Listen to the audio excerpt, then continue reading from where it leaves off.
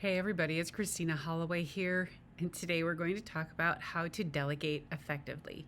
Now, there are a few things that we need to know before we consider how we're going to delegate. So we want to learn first what's the best type of work to delegate, why it's important to delegate, and then a full framework for the best way to get that delegation done.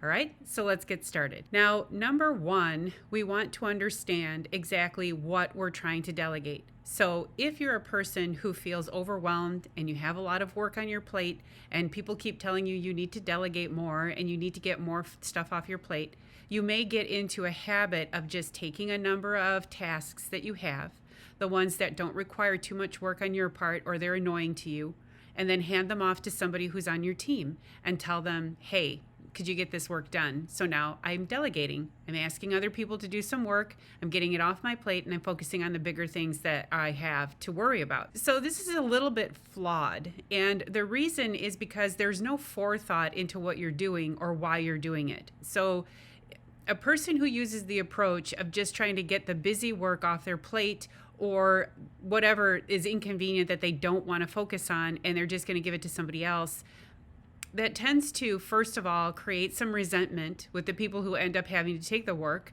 especially if this wasn't really part of their job. And then second of all, it doesn't set you up for the bigger implication of what delegation can do for you, which is to create a legacy. Your job as a manager of people is to ensure that you're leading a group of people who will eventually step in and start doing the work effectively, and you could be grooming somebody to take your place.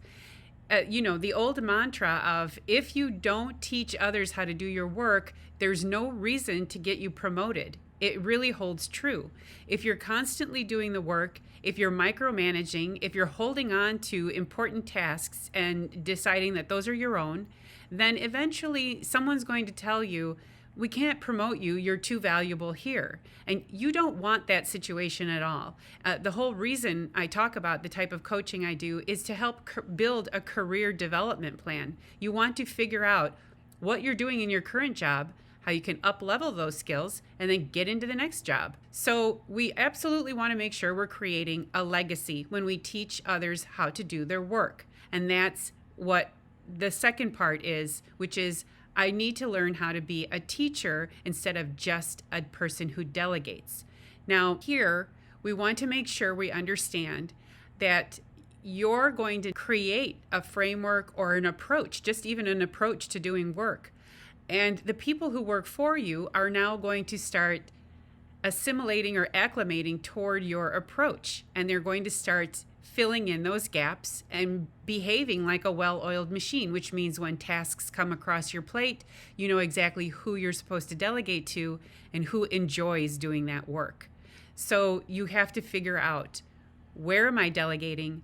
Why am I delegating? And how is that person who I'm sending it to going to feel about what they receive?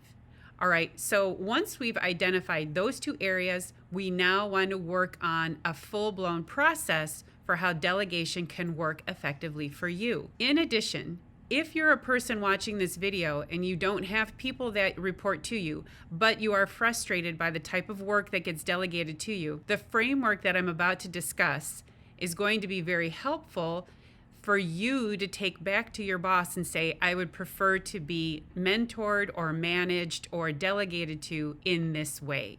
And I'll show you why it's important. All right, so let's get started. Number one, identify high potential employees, those who work on your team who are eager to get promoted. Those are the people who are most likely going to be interested in taking on responsibilities that are on your plate because they want to learn new skills. Number two, talk to them. Explain to them you're going to get them ready for bigger and better assignments, and you want to know what their interests are. So if these are people who have expressed to you that they're interested in bigger things, those are going to be your first people you want to talk to.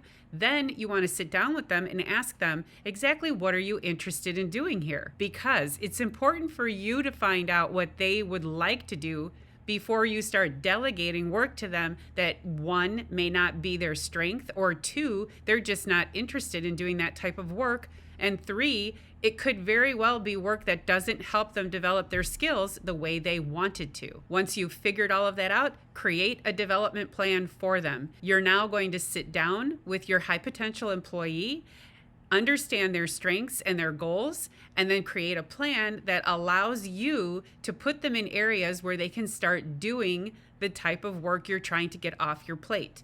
So when we create value, or we align our ability to delegate work as a value-driven exercise, the person who's actually on the receiving end of the delegation starts to see value and worth in the work that they're doing. You've now created a path for them to understand how that's going to help with their career development. Number 4, identify skills and goals.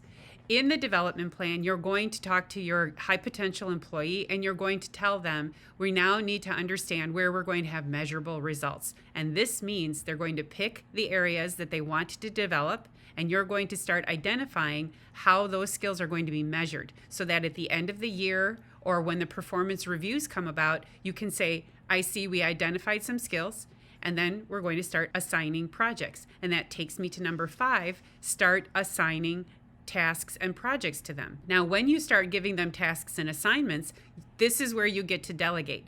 You get to look at exactly what they want to do. You get to understand exactly what they're looking for in their development as they work at the company. And then you can look at the assignments that you have, bucket them in different projects or different deliverables, and then start assigning that type of work to those people. In this way, your high potential employees are now going to get delegated specific projects. Again, this is much more valuable than just telling them, write this spreadsheet, develop this checklist, create these lists that I'm looking for. Once you bucket it into a particular assignment and tell them this is how the assignment is going to contribute to your career development, but then also here's how that assignment, when done with success, is going to benefit the company, the department, the team, anywhere where these people feel like they're adding value more than just taking on additional tasks. They have to feel like the work they're doing is creating worth. Number 6, pay attention to the challenging tasks. You've now set your high potential employee up for a very big level of success here if they can pull it off. And when you've assigned them their projects and given them certain delegation that you expect they can handle, it should be a stretch goal, something that pushes them a little bit outside their comfort zone, but it doesn't set them up for failure. Now, because they're going to be doing new tasks that can be overwhelming and exciting, you absolutely want to pay attention to where they could start struggling. And you absolutely want to make yourself available and tell them, I'm here to support you. I'm here to give you any kind of advice or direction. And I'm here to make sure that you're successful when you're doing these stretch goals that could be considered a little bit outside your area of expertise, or definitely outside your area of experience. Number 7, offer to be involved in the tasks in the beginning. Now, you can tell them, let me know if you have any questions or concerns, but you're also going to tell them, these are the tasks that I think are going to be a struggle for you or a learning curve for you, so I expect to be involved. That could either mean copy me on emails, invite me to certain conversations or meetings or calls, and definitely send me first and second drafts of any of the work so that I can take a look at it. Beyond that, you also want to tell them, here's how I did this approach. Here's what worked best for me. Why is that important? Well, you've already done that job, and you're expecting to delegate that job to a high potential employee. For that reason, you're now in a space to teach them how to do the process, the task or objective, the correct way. Now, there's value in letting them figure it out on their own, especially if it's a person who's creative or has looked at the process and said, I have a couple ideas how we can make this better. All of that is really valuable, and you want to pay attention to that type of feedback. At the same time, if they're excited that this is a new skill and not something they've ever done before, and you definitely want to get this off your plate, then you absolutely want them to sit down and pay attention to how you've done it. You can share with them the process that you had in place. First, you want to do step 1, then step 2, then step 3, check in with me, and then we'll go on to 4, 5, and 6. So they need to shadow you and they need to learn from you so that they can make sure they do this successfully. And finally, number 8, phase off the delegation and the shadowing when you feel they've been able to handle it. The best way to do that is to look at the project, pay attention to the assignment, and the next time the assignment comes around, tell them it's time for you to lead. You pretty much have the process in place.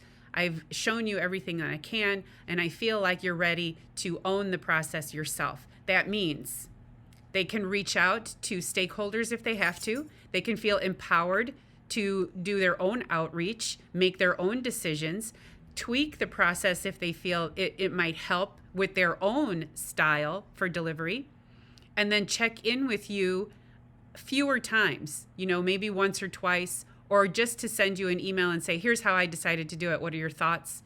Or even to give you a summary and say, I reached out to them a different way and they came back right away, thought I'd share my insights from a new approach or a new method of doing this task. In which case you've now delegated your assignment, you've set your person up for complete success, and you've made sure they felt supported as they learned a new skill, and you made sure they also realized that when they're going to get this delegation, it's going to add value to them for their career development and add value to the business because you've now taught yet one more person the methodology that you created. Okay, and so that's it for how to delegate effectively.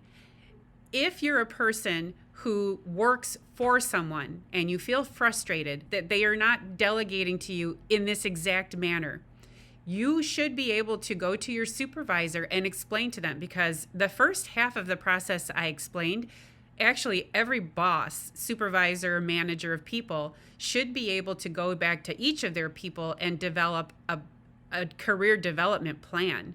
Those are important. So if nobody is doing that with you, and you believe that it's important for your career development at the company where you work, then you should be able to go back to your boss and tell them, I believe it would be a little more helpful if we were able to bucket some of these delegated tasks into a system. And once you realize what the objectives and goals are for the system, the delegated tasks shouldn't feel so overwhelming to you or like an afterthought when your boss gives them to you.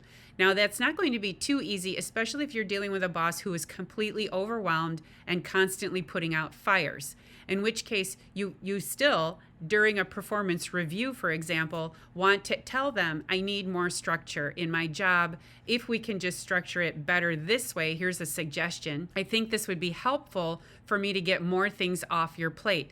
What are we trying to say? Hey man, if you just try to follow this particular process, I think you're going to find that you can delegate more and feel more confident with delegating. Sometimes we actually need to teach the manager how to delegate to us, as well as the manager learning how to delegate to the employees. So it's either you helping and encouraging them to start delegating effectively, or you could be watching this and being a manager who's completely overwhelmed and saying, how am I going to start delegating? Plus, I have a lot of apathy on my team. They don't seem interested and they don't seem to care, or they don't get the tasks done. And I constantly have to call them and remind them. And then eventually I'm labeled as a micromanager. We don't want any of that to happen for you. So the sooner you can get your process into an official procedure that everybody knows and understands, and you can communicate it out there to a number of people. Let's say you're leading like 4 or 5 people. Each one of them should be given a separate bucket and an understanding of what their responsibilities are related to their job goals and objectives. And once you have that, you can then farm out what you're trying to delegate to each person who's responsible to different things. When that happens, you've created like a machine or a factory, a place where you can just start putting things out there for each person who's responsible for different buckets. And at the same time, those people now feel like they add value to the team, that they have a level of expertise that's going to be important, and that they're an important member of a high-performing team. All of that is intended to help you understand how to delegate and also how to create a high-performance culture. Okay, so that's it for this video on how to delegate effectively. We talked about understanding what it means to delegate and how you can get in the habit of delegating the wrong way. Then we talked about what it means to delegate to other people to empower them. And third, we talked about a simple framework for making sure you set up your team for success. You create a legacy for the work that you're doing, and you position yourself to get promoted even higher so that you're no longer stuck in a dead-end job. That's it for this video. Thank you for watching. Please feel free to subscribe if you're enjoying this content, and I'll see you in the next video. Bye.